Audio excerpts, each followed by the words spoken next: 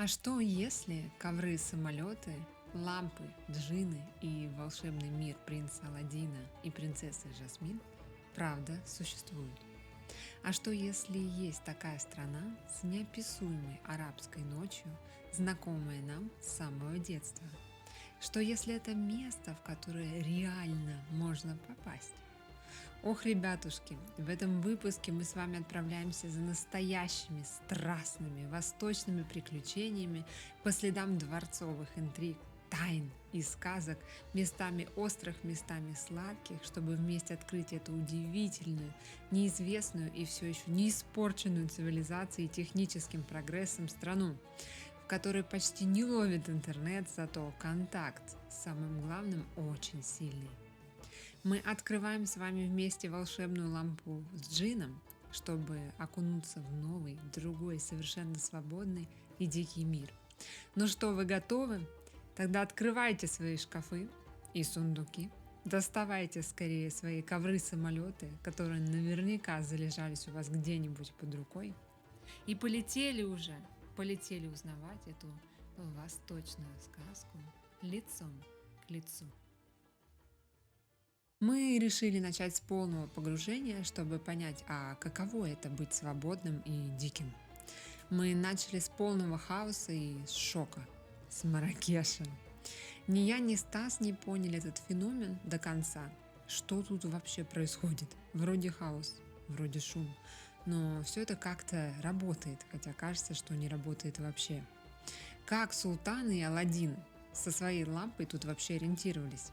Пару дней мы стрессовали и адаптировались к местным правилам вождения, потому что нам пришлось пересесть с самолета почти ковра на вот такого четырехногого японско-арабского скакуна.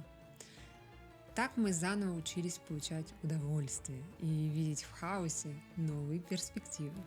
Да, ребята, дорога до Маракеша — это что-то особенное, что-то красочное, зеленое, цветущее, и атлас же.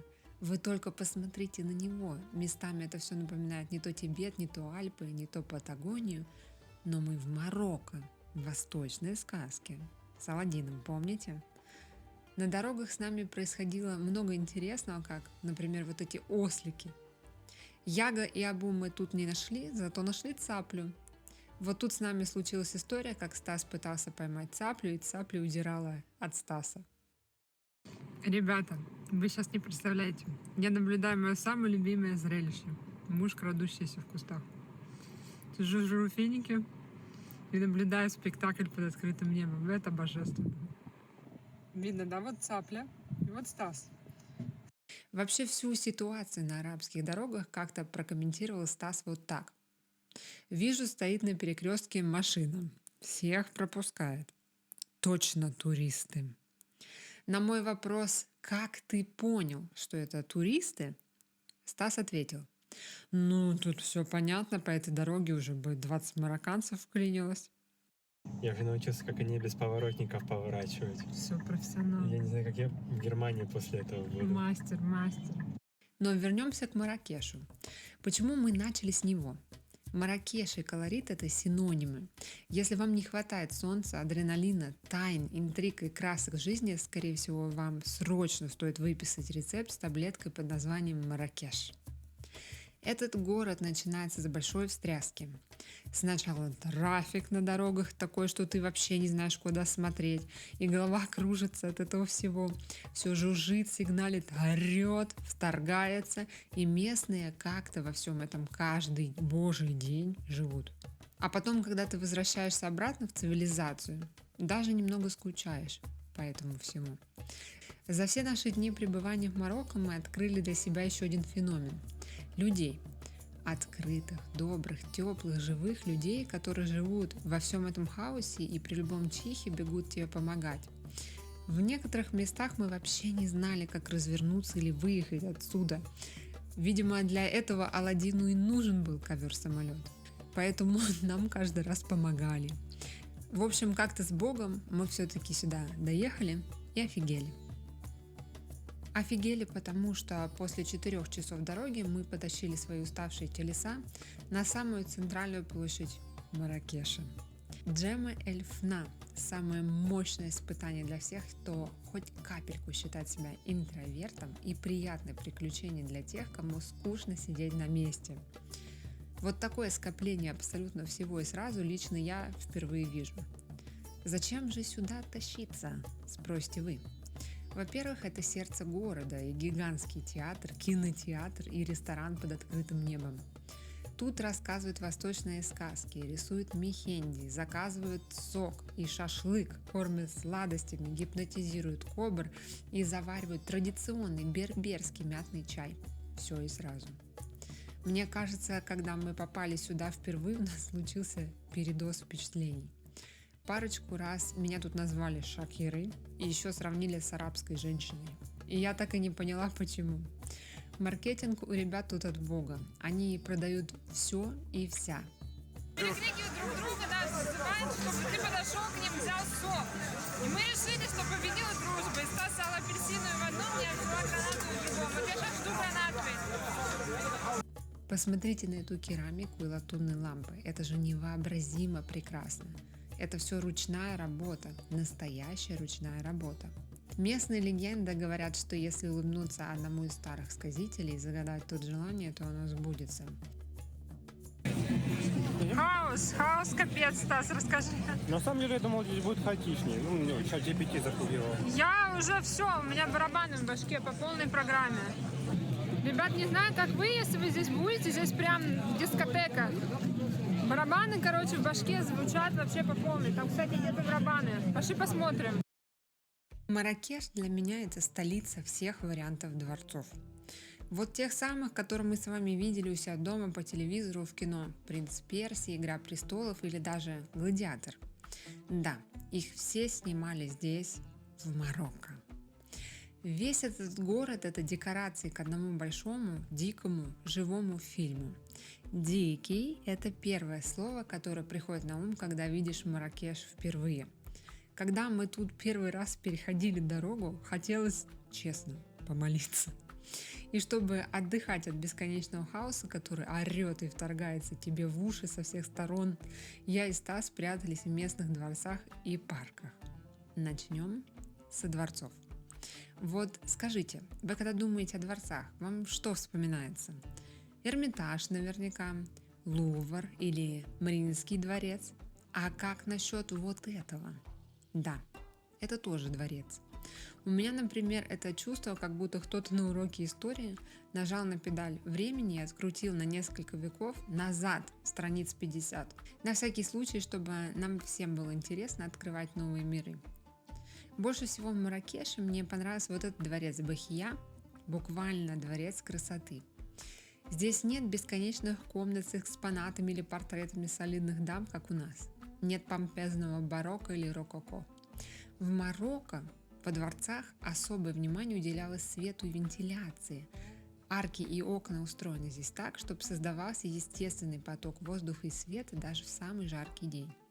Мы были тут ранней весной, но ощущение будто середины лета по нашим немецким зимним температурным меркам. Считается, что дворец был спроектирован так, чтобы каждый уголок радовал глаз и душу, создавая ощущение гармонии и уюта. Вместо картин тут окна, вместо реверансов и бальных комнат – сады и птицы. Вот этот дворец – это один большой естественный кондиционер, который не нужно устанавливать, не нужно никого вызывать, он просто есть. Еще один не менее интересный, но тоже очень красивый дворец – это Эль-Бади. Сейчас это руины, но когда этот дворец построили, он считался самым роскошным в мире и вмещал более 10 тысяч гостей под одной крышей. Для отделки использовались итальянский мрамор, золото, слоновая кость, янтарь и редчайшие мозаики. Считается, что каждый элемент был настолько уникален, что повторить было его просто невозможно. Прямо сейчас тут живут аисты. Да, мы во дворце, но крыши Эль-Бади завалены аистами. И считается, что они приносят удачу и защиту городу. Мы нашли тут парочку семей. Гулять по дворцам Марракеша можно бесконечно, как минимум потому, что здесь очень тихо и приятно, особенно в жару. Нам хотелось большего. И мы пошли на Медину. Я прям детство вспомнила, как на рынке ходили, пальто покупали. Стас, ты мерил курточку? Да, я мерил и курточку, и на клееночке, не на клееночке, на картоночке обувь мерил. Ну потому что у нас зима, а тут нет зимы. Потерявшись на Медине, мы решили свернуть в одну из улочек, чтобы оказаться в гостях в одном роскошном месте. Ребят, у нас сейчас с вами есть одна уникальная возможность увидеть, как жили и живут местные, и не просто увидеть, а самим пожить вот в таком. Наверняка, если я скажу вам слово «жилье» или «квартира», у вас, как у меня, всплывут картинки про евроремонт, чешскую стенку и хрусталь в 3 этажа. Но когда приезжаешь в Марокко, никак не ожидаешь увидеть вот такое. Добро пожаловать в Риад. Да, многоэтажный, но такой шикарный дом. И если у нас с вами в домах обычно стоят фикусы или, например, орхидеи, то в Марокко мы попали в настоящий оазис. Слово «риад» происходит от арабского «сад». По сути, риад – это дом вокруг внутреннего дворика с садом и фонтаном и бассейном внутри. На улицу риад почти не смотрит. Это создает ощущение полной изоляции и безопасности. Да, здесь нет окон наружу, как мы с вами привыкли, и это так странно, потому что ничего подобного мы никогда не видели.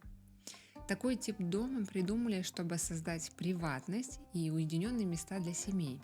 Вспомните сейчас центральные площади Марракеша, и вы поймете почему. Я уже говорила вам про дзен-места и места спокойствия. Так вот, Риад – это одно из них. И для тех, кто любит йогу и медитации, и всякие разнообразные восточные практики, Риад может стать прекрасным местом для вдохновения. Когда мы ехали в Марокко, и я изучала тему, многие говорили, что в Риадах бывает темно и холодно. Возможно, нам повезло, и мы просто нашли свой. Но в Риаде Дар-Аника было не просто тепло, было очень тепло. Нас напоили вкусным чаем, встретили с душой, как дорогих гостей, все показали, накормили и даже принесли традиционную одежду поносить.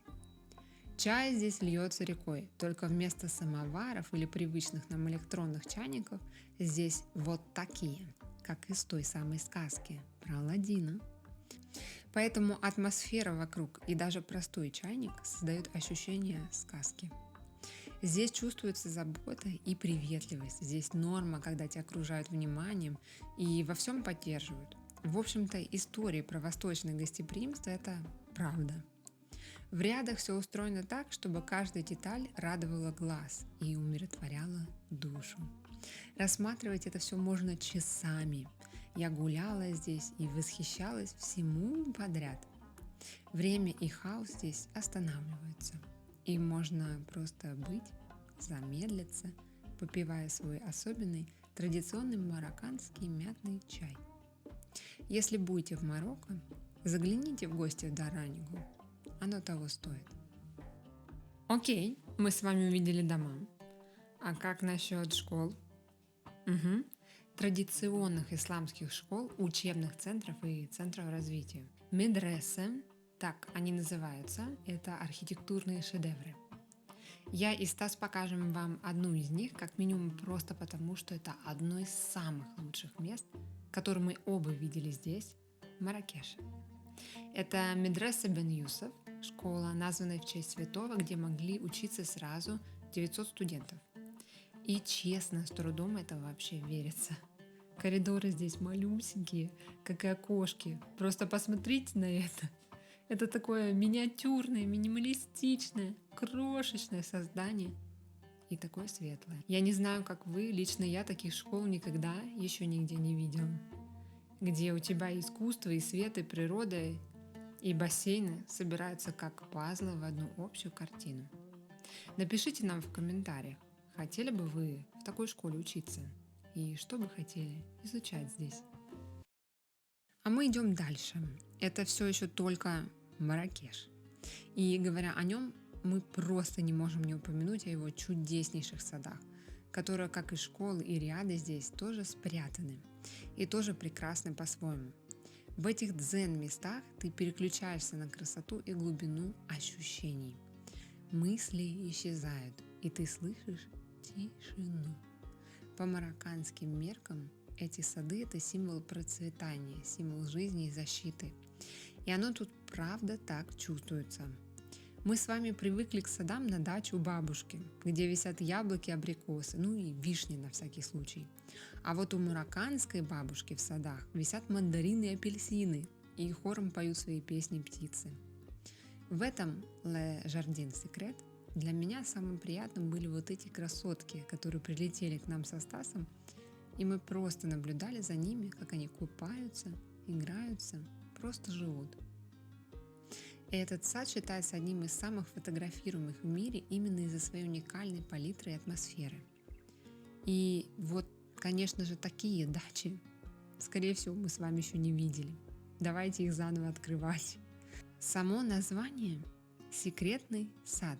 И он такой, потому что устроен как лабиринт переходов между пространствами света и тени. Мы с вами привыкли видеть котиков и собачек, а здесь, например, живут черепахи.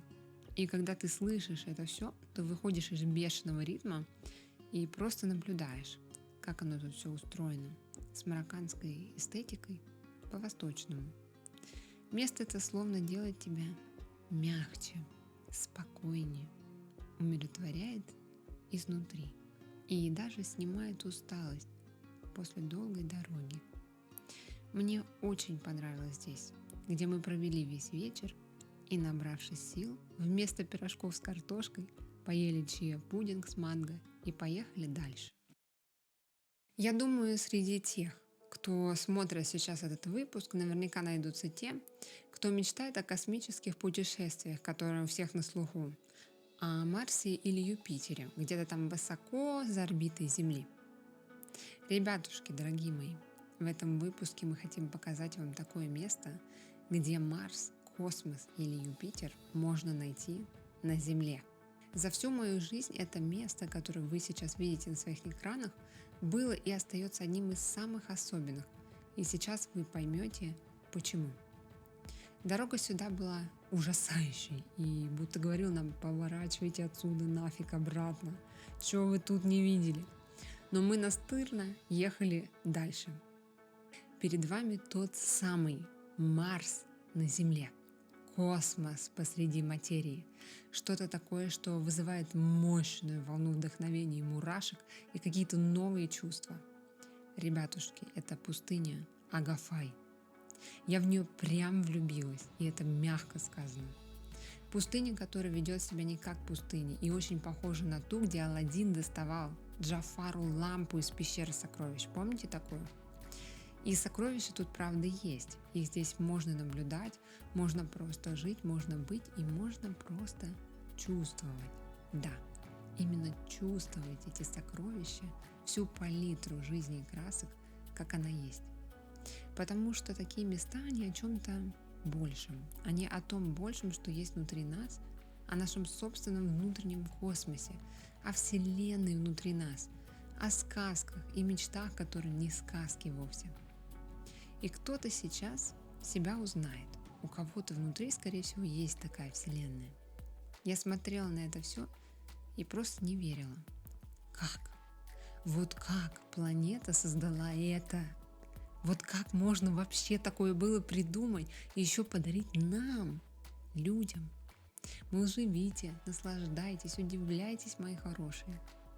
Я не знаю, как вы, но у нас со Стасом какая-то особая любовь и благодарность к природе, такой, какая она есть. Мы ее любим, и все.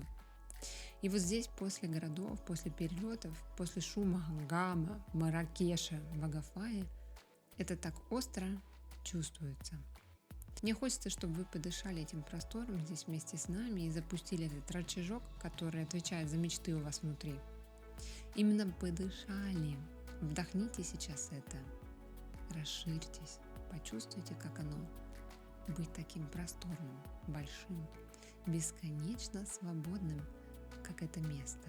И пока вы там расширяетесь, мы попьем этот чай в этом почти святом и таком уютном кафе, которое будто бы придумал кто-то высший.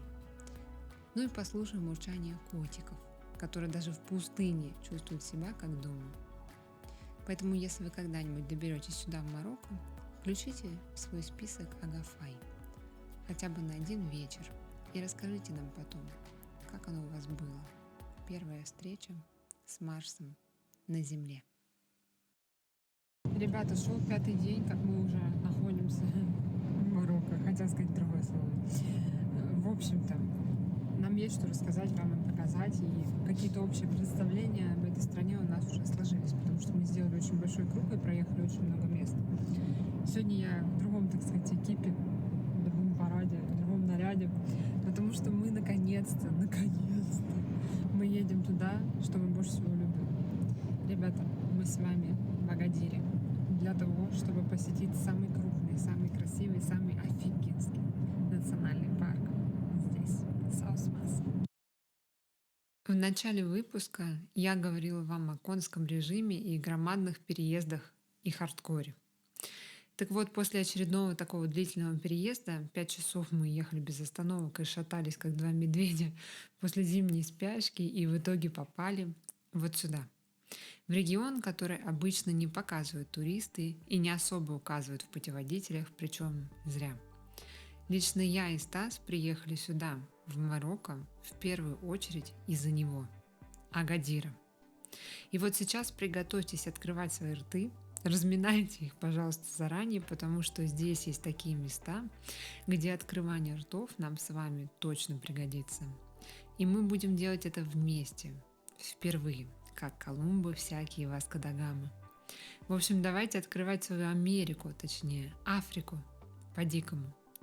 Начнем мы с того, что Марокко – это часть Северной Африки, и, возможно, это напоминание натолкнет вас на мысль, что вот здесь, где все привыкли видеть города, толпы и хаос, там мопеды всякие, многоэтажки, есть уникальная, редкая и единственная в своем роде, никогда и нигде не повторяющая себя природа.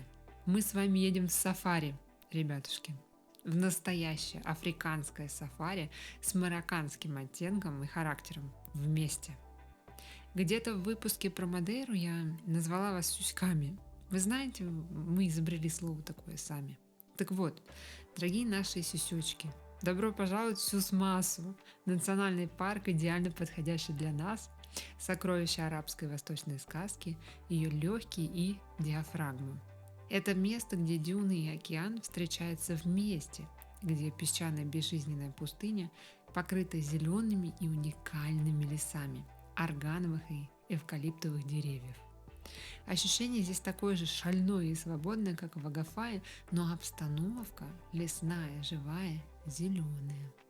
И вот сейчас здесь внимание, потому что органовые деревья, те самые, маслом которого вы, возможно, мазали себе однажды волосы или еще чего-нибудь, чтобы росли погуще, присутствуют и существуют. Органовые деревья живут до 200 лет, прям как громадные синие киты. Они спасают почву от эрозии, а эрозию, кстати, мы уже с вами видели в Агафае, помните? На этих деревьях лазят козы по веткам, чтобы есть их любимые органовые плоды. И это, кстати, древний способ, как здесь делают вот то самое органовое масло.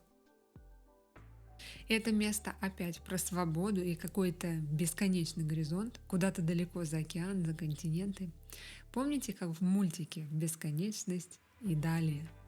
Для меня это вообще чувство «я дома». Когда простор такой необъятный, широкий, открытый, что можно дышать каждой клеточкой. И тут снова я вспомню Агафай, где мы с вами уже расширялись и наслаждались. Так зачем же мы тащились сюда более 5 часов и сидели с квадратными сами знаете чем? Сус-Маса – это один из главных центров в мире по восстановлению исчезающих антилоп, увидев которых можно сказать, что мы в Африке. Орикса, газели Доркас и Адакс – редчайшую пустынную антилопу. И это какой-то джекпот, что 2 из них мы можем вам показать. Первая встреча с Ориксом, который считался вымершим, это я не знаю, это ощущение библейское. Как будто ты попал в Ноев ковчег, где собраны самые редкие виды, и они стоят перед тобой и смотрят тебе в глаза. Вот представьте себя в таком ковчеге сейчас. Потому что мы, правда, реально в нем. Возможно, мы могли бы видеть это все только как картинки в книжках, если бы не Марокко и люди, которые спохватились и заботливо сохранили для нас это сокровище, возродили его и вернули в дикую природу.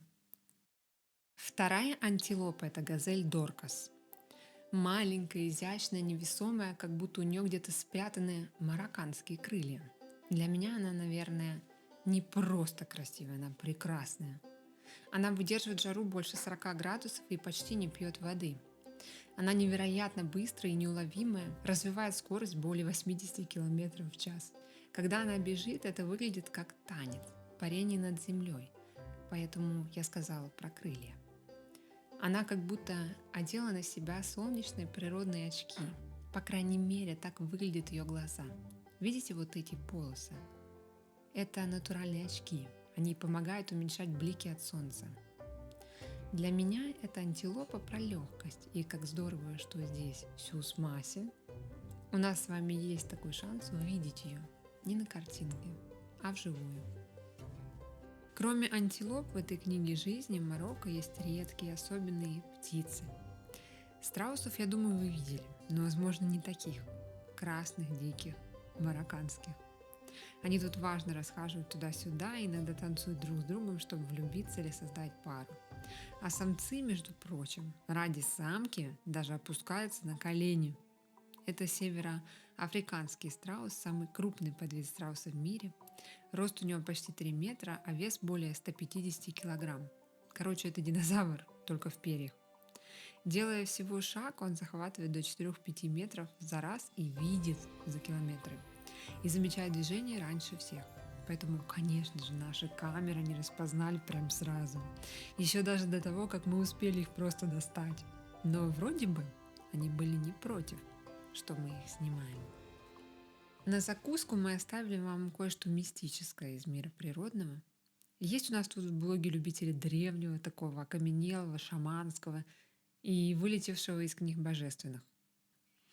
Есть тут такое мистическое, за которым мы кружили километры по барханам туда-сюда, без результата, естественно. И это при том, что с нами был гид, который знал это место как свои 5 пальцев, потому что он тут родился и вырос. Но это дикая природа, и тут ты можешь быть хоть миллиардером. И если у природы вообще нет настроения общаться, она повернется к тебе своим пушистым местом и просто улизнет. Так вот, представьте себе.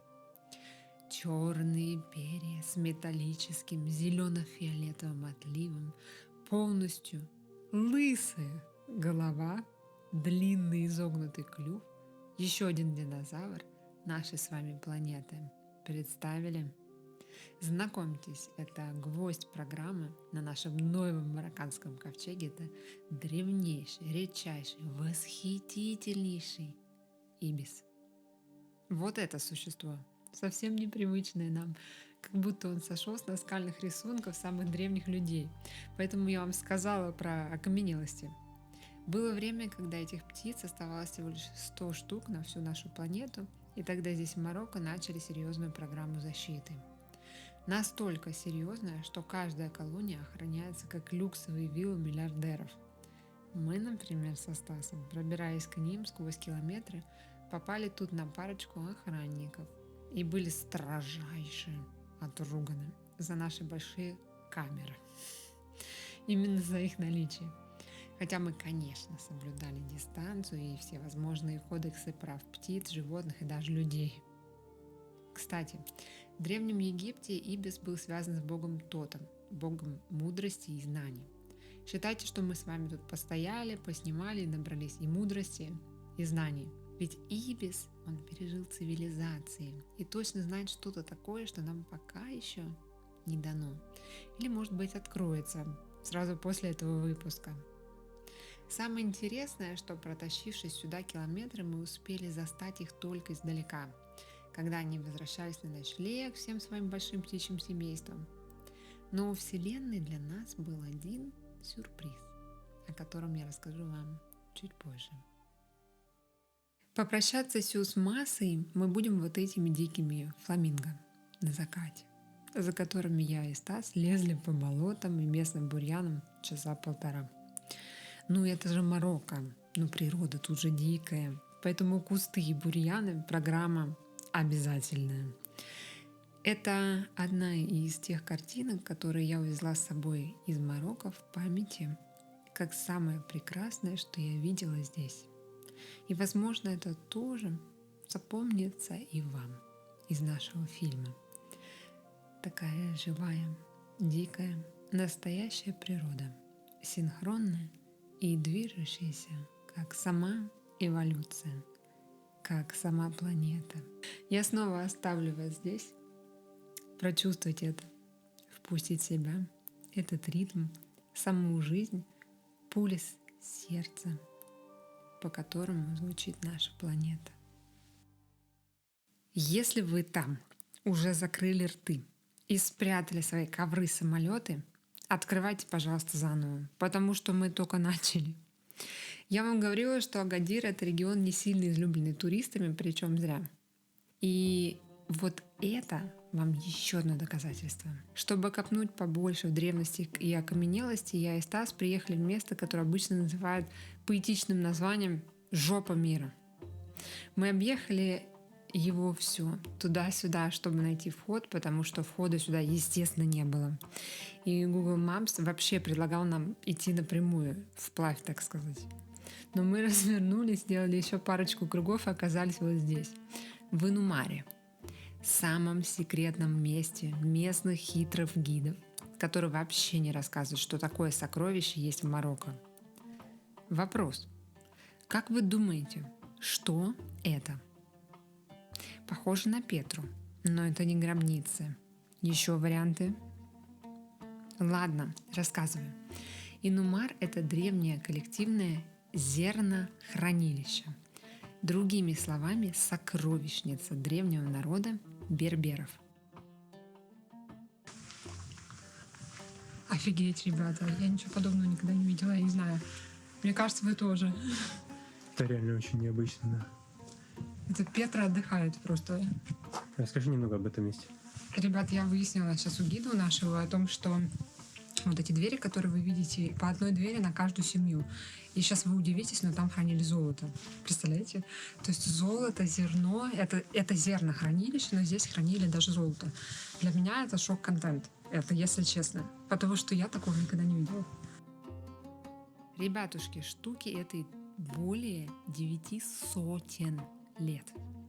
И хранили здесь не только зерно, а еще мед, инжир, орехи и золото. Да, вам сейчас не показалось. Золото. Вот здесь. Вы заметили, что это место труднодоступное и почти невидное глазу. Это все для того, чтобы защитить его от врагов и разбойников. Один ключ сюда чего стоит. Я минут 5 потратил, тупила, врубалась на то, чтобы понять, как это открыть. И до меня дошло только когда мне показали. Вы когда-нибудь видели такой ключ? Я никогда. По факту, это древняя реликвия, вот это все. Это банковская система, ее первый прототип. И чтобы этим банком управлять, собирали большой совет старейшин. От банка здесь есть еще что-то вроде ячеек. По одной на каждую берберскую семью. Вот так они выглядят. Обычно такие места открывают археологи и показывают в голливудском кино, там про мумий всяких. А тут я и Стас буквально откопали вот это. Так, проверяйте свои рты. Они у вас там широко открыты. Если нет, то открывайте их уже. Открывайте.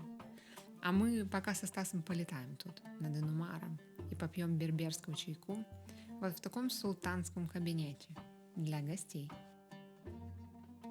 Сидим в подвале, пьем чай, ребята. Да, уютный подвал. Ну да, на самом деле, здесь очень атмосфера. Как вам чай в пещере? Рекомендую. Ну-ка, покажи.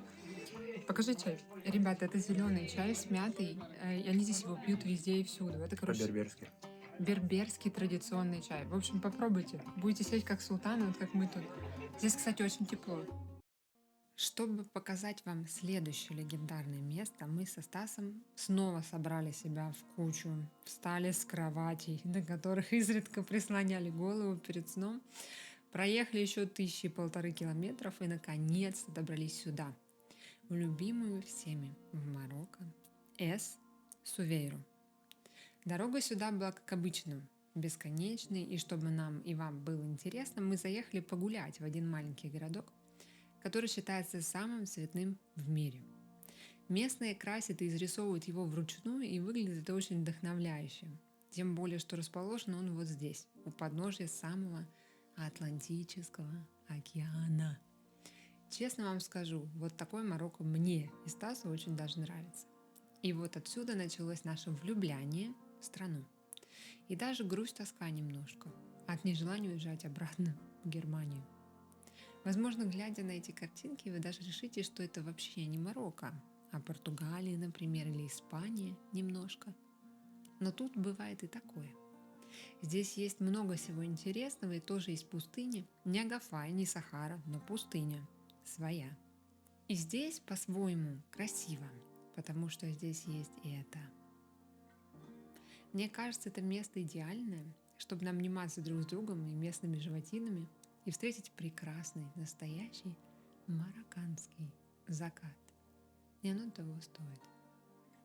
Чтобы дождаться заката, мы взяли себе вот эту штуку, которую вы, скорее всего, узнаете. Его тут используют, чтобы кататься не по снегу, а по песку. Мы со Стасом пробовали освоить эту шайтан-машину по-разному. И это при том, что Стас умеет кататься. В общем, попытки с 30-й, под чутким моим руководством и на одной интуиции авось, моя доска таки поехала. Разогналась, и мы даже успели все это заснять. Скорости здесь, каждый немец бы позавидовал. И вот сейчас представьте, что я еще боялась. Думала, там адреналинище будет, американские горки, и прокачусь я с ветерком. В итоге мы от души посмеялись и навеселились. Короче, если решитесь, то юмор и смех тут вам обеспечен точно, что полезно для жизни, ума и нервной системы. Не, она едет, ребята! Едет! Это какашки или скала? Я не знаю, возможно, это какашки. Это даже скала. Все, экстрим закончился. Сейчас ваш любимый Стэн поедет. Все, ставьте лайки. Лайки ставьте быстро. Что, еще не поставили, вот поэтому он никак не доедет до вас. Я чуть дальше Все, приехал. ждем комменты. Стэн, Это было сделал это. захватывающе. Адреналин вскочил. После всех наших покатушек закат марокканский, впечатляющий, вдохновляющий, все-таки случился. И не только он. Возможно, Вселенная очень любит вдохновлять, удивлять и восхищать, потому что, кто верит в чудеса, подвигайтесь поближе к экрану и отложите временную чистку картошки для супа или борща. Ребят, я не знаю, что произошло. Докатались мы на этих песочках. В общем, к нам прилетели ибисы сами. Сколько мы за ними гонялись вместе, их вообще никак не может быть. Они прилетели к нам сами. Мы нашли гнездо. Иногда чудеса происходят неожиданно, спонтанно там, где ты их не ждешь. В этом месте, где, казалось бы, точно не может быть, за 300 километров от заповедника, где мы провели часы в поисках без какого-либо предупреждения, к нам прилетели ибисы. Да, ребятушки, те самые древние, лысые, мудрые ибисы. И, наверное, это был идеальный вечер, который напомнил нам, что даже на краю света, в другом мире, даже когда ты думаешь, что все уже видел или не успел увидеть, чудеса случаются, приходят и стучатся к тебе просто потому, что ты есть. Перед тем, как показать вам Эссу Вейру, хочу познакомить вас с еще одним типом домов здесь, в Марокко. Для тех, кто любит более простой вариант, вдали от шумных городов. И это не дача, не многоэтажка и не президентский люкс, а дом. Такой дом, в который приятно сходить в гости, пожить с семьей или просто вдохновиться, если строишь свой. Я и Стас сменили за время наших путешествий более 60 отелей и домов. Но, если честно, это место понравилось мне больше всех. И мы хотели даже перенести обратный рейс на самолет и остаться здесь подольше. Мы снимали, неслись, снимали, снова неслись, и нам не всегда удавалось насладиться тем, что мы видим.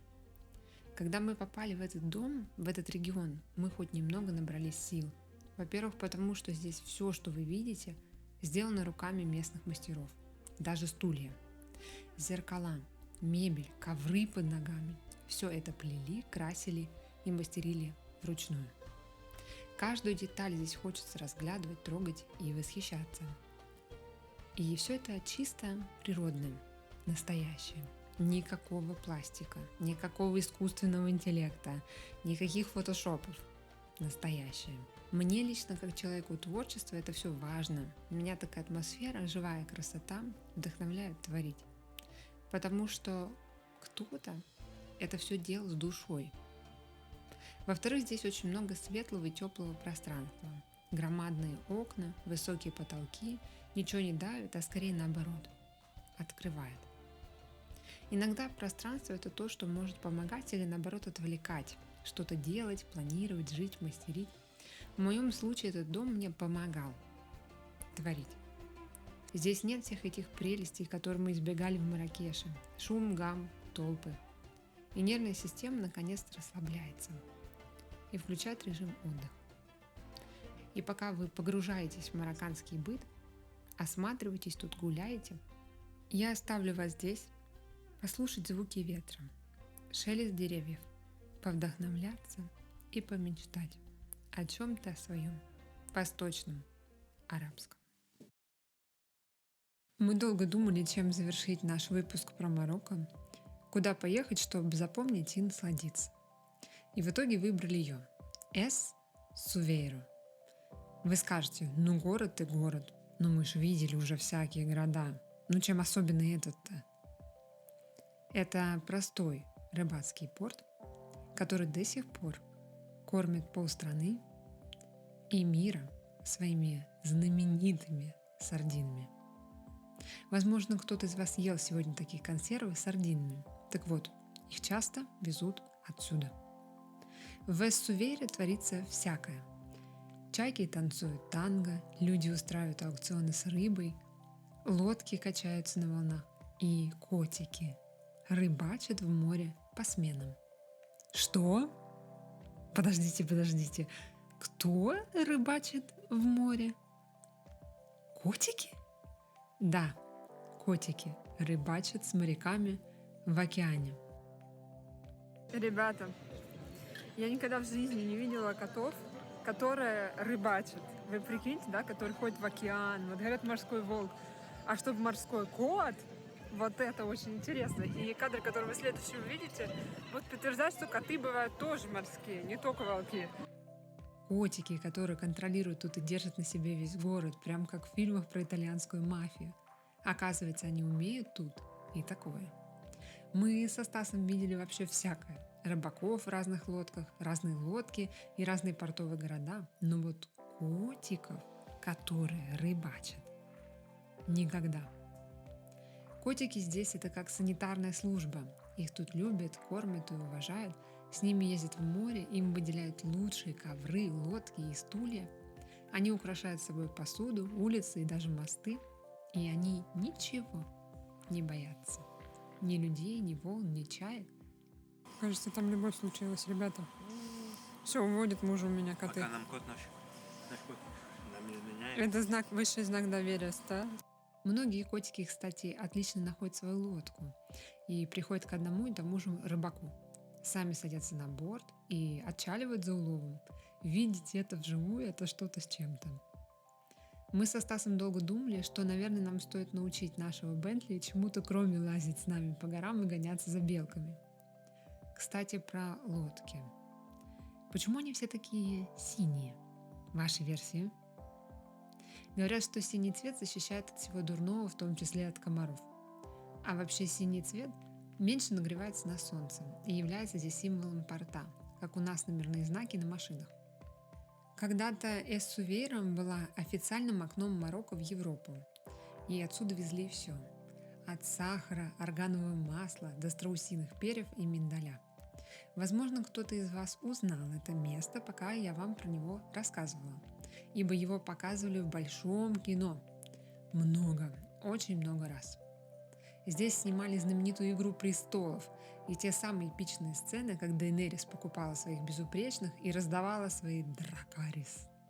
Вот вам и Марокко на фантазийный лад.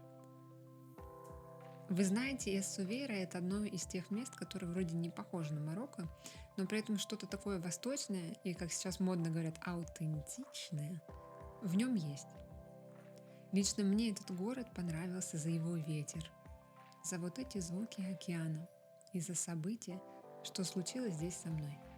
Именно здесь я впервые села за один необычный, я бы сказала, живой руль в прямом смысле этого слова. Хотя целых 2 дня перед этим событием я тряслась, как кленовый лист на ветру. Короче, ее конь грызет моего коня. И 2 раза накакал. Оказывается, иногда это так страшно решиться. Страшно сделать то, что нам так хочется, о чем мечтается. Страшно пробовать и начинать в буквальном смысле, взять свою жизнь себе в руки и управлять ей. Потому что мы все боимся, что ошибемся или что у нас не получится. Я рассказываю вам это, потому что когда-то я боялась ехать в Марокко. Боялась садиться в седло лошади, управлять машиной, вообще управлять. Но самое интересное здесь другое. Потому что больше всего на свете мы все боимся не ошибок. Мы боимся, что мы попробуем, и у нас все получится. И по ту сторону будет совсем другое я, другая версия меня. Вот это самое страшное. Увидеть себя такого, нового, другого, скорее всего, сильного, смелого, всемогущего, богатого, здорового, счастливого и сияющего. И перечисляйте еще что. 10 месяцев назад мы со Стасом распродали все и уехали путешествовать. И нам было очень страшно. И, наверное, я бы не поверила, что однажды мы окажемся здесь, в Марокко. Будем тереть свои лампы Аладдинов, гулять по дворцам и искать свои личные ковры, самолеты. Мы не знали, куда это нас приведет. Мы никогда не делали то, что мы оба давно хотели и о чем мечтали. Мы начали снимать блог и думали, быстренько поменяем жизнь. Хотя в пути мы оба 100 раз задавали себе вопрос. А стоило ли оно того? А? Особенно, когда приезжаешь, а тут все иначе, не так, как представляешь. За рамками твоих ожиданий и убеждений. Стоило ли оно снимать все эти выпуски? Стоило ли оно выйти за рамки? Стоило ли оно идти вообще? И знаете, мне кажется, я уже по-другому просто не могу. Потому что я нашла себя, ту самую, которую боялась, другую, новую, большую, свободную, счастливую, настоящую, живую. И я готова идти дальше. Потому что это самое дальше появилось у меня из-за моего того самого решения идти в свой страх. Я столько лет ждала, что кто-то однажды придет и разрешит мне уже жить. Именно жить, а не выживать по-настоящему. Разрешит быть собой и просто скажет: Дарина, давай, ты сможешь, у тебя все получится, я в тебя честно верю. Тебе это можно. Возможно, вы уже догадались, никто с небес ко мне не спустился. И знаков и слов свыше никаких не было. Этот кто-то была я. Я сама, та я, которая шагнула в страх и дала себе это разрешение. Я говорю вам это сейчас, чтобы напомнить, если вы вдруг ищете свои разрешения, как я однажды, то оно у вас уже есть. Внутри. Просто потому, что есть вы. И пусть этот выпуск про Марокко напоминает вам о том, что ваши чудеса все-таки ждут вас. Там они есть. И тот самый волшебный джин уже оказывается давным-давно рядом. Он всегда был рядом, внутри. Поэтому, если вы ищете свое, вы это обязательно найдете. Если вы мечтаете, то найдутся силы и ресурсы исполнить вашу мечту. Пожалуйста, пробуйте. Просто пробуйте до тех пор, пока у вас получится. И давайте дадим этому шанс. Сейчас расскажи свои впечатления об этом великом виде спорта, который Впечатлен. мы сегодня попробовали. Впечатлен. Во-первых, он не управляется совершенно. Он неуправляемый. То есть он в какую сторону едет, так и все. И вообще не едет. Вообще не едет. И во-вторых, он вообще не едет. В общем, ребята, не можем вам порекомендовать этот вид спорта, разве что поржать. Не, ну можно найти побольше, может быть, холм, может там повыше. Это туда прям в океан. Ага, не, я туда не... Видно, да? Ну ее нафиг. Но здесь хотя бы красиво. Стас, ты чё мышей запускаешь? Я их не запускаю, я их выпускаю. Ты уверен?